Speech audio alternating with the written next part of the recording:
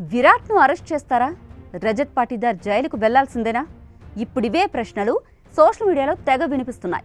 RCB victory parade సందర్భంగా బెంగళూరులో జరిగిన తొక్కిసలాట ఘటనపై సెంట్రల్ అడ్మినిస్ట్రేటివ్ ట్రైబ్యునల్ సిఏటి కీలక వ్యాఖ్యలు చేసింది.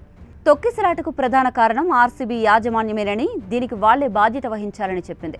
ఐపీఎల్ 18 విజేతగా ఆర్సీబీ నిలవడంతో 2025 జూన్ 4న బెంగళూరులో విక్టరీ పరేడ్తో పాటు చిన్నస్వామి స్టేడియంలో ఆటగాళ్లకు సన్మాన కార్యక్రమం నిర్వహించారు.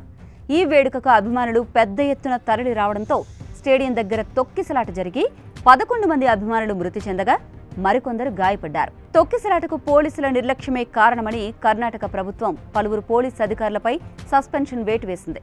సస్పెన్షన్ను సవాల్ చేస్తూ ఓ పోలీస్ అధికారి క్యాట్ను ఆశ్రయించాడు.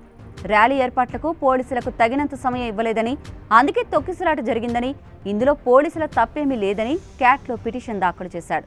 ఈ పిటిషన్ను విచారించిన క్యాట్ విచారణ సందర్భంగా కీలక వ్యాఖ్యలు చేసింది. జూన్ 4న బెంగళూరులో జరిగిన తొక్కిసలాటలో 11 మంది ప్రాణాలు కోల్పోగా అనేక మంది గాయపడిన ఘటనకు ఆర్సీబీ యాజమాన్యం ప్రాథమికంగా బాధ్యత వహించాలని పేర్కొంది. పోలీసుల ముందస్తు అనుమతి లేకుండా 3 నుంచి 5 లక్షల మందిని సమీకరించడానికి ఆర్సీబీ సోషల్ మీడియాలో పోస్టులు పెట్టిందని, ఈ పోస్టుల వల్లే అభిమానులు పెద్ద సంఖ్యలో తరలివచ్చారని చెప్పింది. చివరి నిమిషంలో విక్టరీ పరేడ్ సన్మాన కార్యక్రమం ప్రకటించడాన్ని క్యాట్ తప్పుబట్టింది. ముందస్తు అనుమతి లేకుండా అకస్మాత్తుగా ఆర్సీబీ సెలబ్రేషన్స్ ప్రకటించడం ఇబ్బంది కలిగించిందని పేర్కొంది.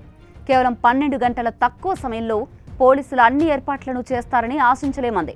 పోలీసులు కూడా మనుషులేనని, వాళ్ళేమి దేవుళ్ళు లేదా ఇంద్రజాలికులు కాదని పోలీసులను సమర్థించింది.